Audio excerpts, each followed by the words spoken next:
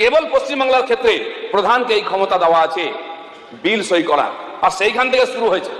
অন্য রাজ্যে যান, কোথাও প্রধান এই আর্থিক ক্ষমতা নাই, তাই সেখানে হিংসা নেই, তাই এত লুটপাট নেই, তাই এত বদনাম। বসে আছেন নওশাদ সিদ্দিকী, তিনি খুব সুন্দর ভাষণ দিয়েছেন, কিন্তু 23 সালে ঘটনা দুটো নেতার নাম শোনা যেত পঞ্চায়েত এক মাস ধরে, নওশাদ আরেকজন ভেতরে আছে কে, শওকত। এই দুজন নেতা ছিল পঞ্চায়েতে, এক মাস আমরা লাইভ টেলিকাস্ট দেখেছি। ইনি বোম মারছেন, কার কত বেশি বোম আছে। দুর্ভাগ্যবশত আমি সেই বিধানসভায় থাকি বাংলাদেশে, রোজ দেখতাম কে কটা বোম মারলে গোনা হতো। মনে হচ্ছে ইউক্রেন রাশিয়া লড়াই চলছে, বোম গুলি মার কাট, বডি পড়ে আছে, হাত পা ছড়িয়ে গেছে, কত লোক মারা গেছে। এই হচ্ছে এই পঞ্চায়েতি বিকেন্দ্রীকরণের ব্যবস্থা, এর পরিবর্তন চাই। কেন নিরপরাধ মানুষ মারা যাবে? আর ওই ব্লকের মধ্যে ভারতীয় জনতা পার্টির একটাও নমিনেশন আমরা করতে পারিনি, এটা কোনো। আমি 18 সাল নির্বাচনে ভারতীয় জনতা পার্টির প্রেসিডেন্ট ছিলাম, প্রথমবার আমরা লড়াই করি, লড়াই করে আমরা কয়েক হাজার জিতি, কিন্তু জেতার পরে এত অত্যাচার, পুলিশ দিয়ে তুলে নিয়ে আসা হচ্ছে, দিয়ে জোর করে পঞ্চায়েত গঠন করা হচ্ছে। 2100 জন জেতা প্রতিনিধি সমিতি এবং পঞ্চায়েতে 2100 জন প্রতিনিধিকে বিহার, ঝাড়খণ্ড, উড়িষ্যা এবং আসামে আমরা লুকিয়ে রেখেছি। কয়েকজন মাননীয় বিধায়ক এসে বলেছেন যে কেন রেখেছেন, ভেঙে দিন সব পঞ্চায়েত। ভেঙে দেওয়ার অধিকার আমাকে দেয়নি সংবিধান, আমাকে গড়ার অধিকার দিয়েছে, মানুষকে পরিষেবা দেওয়ার অধিকার আছে। তাই যারা অসহযোগিতা করছেন তাদের হাত থেকে সাময়িকভাবে আমরা ক্ষমতা নিয়ে নিচ্ছি। মহোদয়, ভারতবর্ষের পঞ্চায়েতি রাজের আইন প্রত্যেক রাজ্যে আলাদা। রাজস্থান 59 সালে শুরু করেছে বোধহয় এই আইন, সেখানে প্রথম চালু হয়। এই আইন ভারতবর্ষে যুগ যুগ ধরে চলছিল এই ব্যবস্থা। ব্রিটিশরা এসে ধ্বংস করে কেন্দ্রীকরণ করেছে। একটা সাহেব একটা বিরাট অফিস চালাবে, তার কাছে সব ফাইল আসতে হবে, তার হাতে মুঠোই থাকবে ক্ষমতা। পরাধীনতাকে ধরে রাখার জন্য আমাদের পঞ্চায়েত ব্যবস্থাকে নষ্ট করা হয়েছিল। তাই আজকে সমস্ত কোর্টে কোটি কোটি কেস জমে আছে এই ব্রিটিশ সিস্টেমের জন্য। এত কেন্দ্রীকরণ, একজন অফিসার আছেন, তিনি সই না করলে ফাইল যাবে না, তিনি 15 দিন নাই তো সমস্ত ফাইল জমা হয়ে যাচ্ছে, অফিসারকে দেখা যায় না, এত ফাইল জমা হয়। এটা হচ্ছে কেন্দ্রীকরণ, তার থেকে বেরিয়ে এসছে। আর ব্রিটিশরা সেখানেই নিয়ে গেছিল, পরবর্তীকালে আমরা নিয়ে এসছি। কিন্তু কেবল পশ্চিমবাংলার ক্ষেত্রে প্রধানকে এই ক্ষমতা দেওয়া আছে বিল সই করা, আর সেইখান থেকে শুরু হয়েছে। অন্য রাজ্যে যান, কোথাও প্রধান এই আর্থিক ক্ষমতা নাই, তাই সেখানে হিংসা নেই, তাই এত লুটপাট নেই, তাই এত বদনাম নেই। এই যে পঞ্চায়েত নির্বাচন, অনেকে 21-এর কথা বলেছেন, আমি আপনাদের তথ্য দিচ্ছি। গত কয়েকটি নির্বাচনে কত মৃত্যু হয়েছে। 2003 সালে 70 থেকে 80 জন নিরপরাধ মানুষ মারা গেছে। 8 সালে 36 থেকে 45 জনের মৃত্যুর খবর পাওয়া যায়। 2013-তে 31 থেকে 39 জন মারা গেছে। 2018-তে 29 জন মারা গেছেন।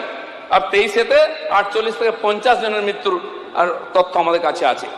আমি 18 সাল নির্বাচনে ভারতীয় জনতা পার্টির প্রেসিডেন্ট ছিলাম, প্রথমবার আমরা লড়াই করি, লড়াই করে আমরা কয়েক হাজার জিতি, কিন্তু জেতার পরে এত অত্যাচার, পুলিশ দিয়ে তুলে নিয়ে আসা হচ্ছে, দিয়ে জোর করে পঞ্চায়েত গঠন করা হচ্ছে। 2100 জন জেতা প্রতিনিধি সমিতি এবং পঞ্চায়েতে 2100 জন প্রতিনিধিকে বিহার, ঝাড়খণ্ড, উড়িষ্যা এবং আসামে আমরা লুকিয়ে রেখেছিলাম।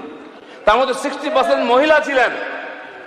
1 মাস 1.5 মাস যতদিন না, আর যতক্ষণ না আমাদের লোকেরা ফিরে আসছে, তাদেরকে তুলে আনা যাবে বলে বোর্ড গঠন করা হচ্ছিল না।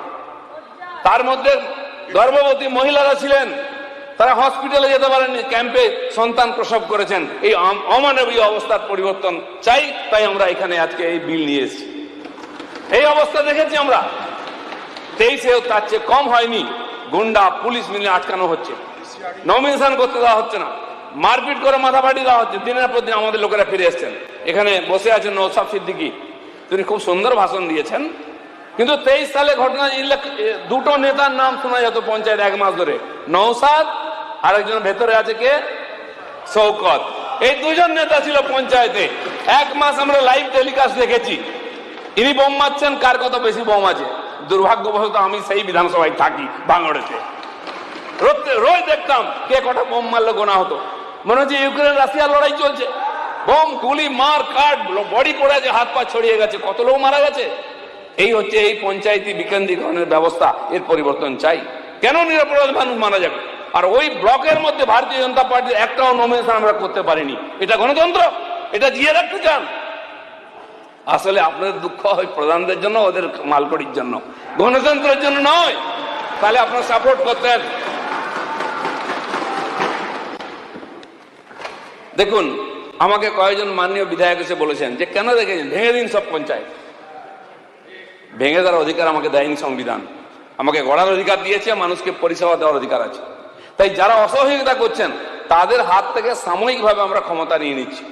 এখানে সব প্রভিশন আছে, 15 দিন, 10 দিন, 20 দিন, 50 দিন সময় দিচ্ছি, 3 মাস হয়ে গেল প্রধান উপপ্রধান আসে না, এটা তো অসহযোগিতা, গণতন্ত্রের অপমান। সরকারকে অপদস্থ করার জন্য, সরকার ডেলিভার যাতে না করতে পারে পঞ্চায়েতে কাজ, সেই জন্য অসহযোগিতা করা হচ্ছে। সেই সব লোকের হাতে আমরা ক্ষমতা রাখতে পারি না, সেই জন্য এই বিল আনতে আমরা বাধ্য হয়েছি। পবিত্র সদনে আমি এই কথা বলতে এসেছি যাতে আমরা গরিব মানুষের কাছে পরিষেবা পৌঁছে দিতে চাই।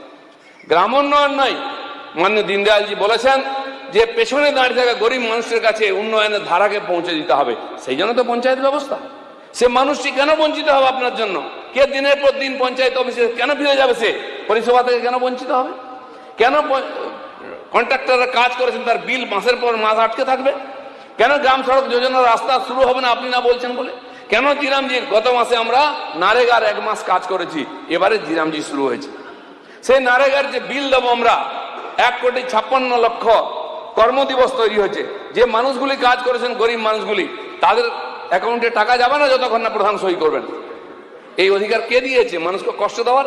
তাই আমরা সাময়িকভাবে এই ব্যবস্থা করেছি, এতে কোনো আইনের পরিবর্তন হয়নি, সাময়িক একটা রাস্তা বার করা হয়েছে যাতে পরিষেবাটা কন্টিনিউ থাকে, সাবলীল থাকে। সেই জন্য আজকের এই পঞ্চায়েতের যে বিলের সংশোধন, যে আইনের, সেটা আমি আপনাদের কাছে নিয়ে এসেছি। আমরা কারো আর অধিকার খেয়ে নিতে চাই না। অনেকে বলেছেন ব্যবস্থা আছে নাকি এখানে অডিট করার, কজনকে অডিট করে সাজা দিয়েছেন? সারা ভারতবর্ষ জুড়ে বদনাম আছে পশ্চিমবাংলার পঞ্চায়েত ব্যবস্থা। বাঁধে হয়নি, বাঁধ কোথাও নেই, টাকা চলে গেছে। এরকম বহু রাস্তা নেই, পুকুর নেই, টাকা চলে গেছে। সেজন্য বাধ্য হচ্ছি। এই যে 4 বছর নারেগা বন্ধ ছিল, গরিব মানুষ কষ্ট পেয়েছেন, আমরা একমত। কেন বন্ধ ছিল? এই পঞ্চায়েতে অপরিসীম দুর্নীতি হয়েছিল, তাই কেন্দ্র সরকার হিসাব না পেয়ে টাকার এই নারেগা বন্ধ করেছিল। আবার জিরামজি নামে সেই না শুরু হয়েছে, 125 দিন আসছে, আবার ওই চোরেদের হাতে আমরা এই ক্ষমতা তুলে দিয়ে গরিব মানুষকে বঞ্চিত হতে দিতে চাই না। তাই এই আমরা বাধ্য হয়েছে এই সামান্য সংশোধন করতে। তাই আপনাদের সহযোগিতা, আশীর্বাদ আমি চাইছি। মাননীয় অধ্যক্ষজি, এই যে পশ্চিমবাংলার পঞ্চায়েতে যে পরিষেবা না দেওয়ার যে অচলাবস্থা তৈরি হয়েছে, তার থেকে সরকারের কাজকে সুগম করার জন্য আমি এই সামান্য পরিবর্তনের আবেদন নিয়ে আপনাদের কাছে এসেছি। আমি আশা করব গ্রামের গরিব মানুষ যারা বলছেন যে গরিব পঞ্চায়েতকে বঞ্চিত করা হচ্ছে, তারাই 10 বছর ধরে মিউনিসিপ্যালিটিতে নির্বাচন করেননি, 8 বছর ধরে নির্বাচন, কলকাতা কর্পোরেশন 10 বছর নির্বাচন হয়নি, খড়গপুর দুর্গাপুর 8 বছর নির্বাচন হয়নি। কে সেখানে বসিয়েছে অ্যাডমিনিস্ট্রেশন? আমরা বসাইনি, আপনারা বসিয়ে দিয়ে গেছেন। সেখানে গণতন্ত্র খণ্ডিত হয় না? আমি খড়গপুর থেকে আসছি, খড়গপুরে ওনাদের বোর্ড আছে, 2 বছর ওনারা ঘোষণা করলেন এ বোর্ড অযোগ্য, এরা পরিষেবা দিচ্ছে না, বোর্ড ভেঙে দিলেন। সেখানে অ্যাডমিনিস্ট্রেশন বসলো, তারা কোর্টে গেলেন, তার পার্টির লোকেরাই, কোর্ট বললো না অবৈধ, আবার তাদের পার্টির লোকের চেয়ারম্যান হয়েছে। এরকম ড্রামা পশ্চিমবাংলায় হয়, আর টিএমসির সময় হয়েছে।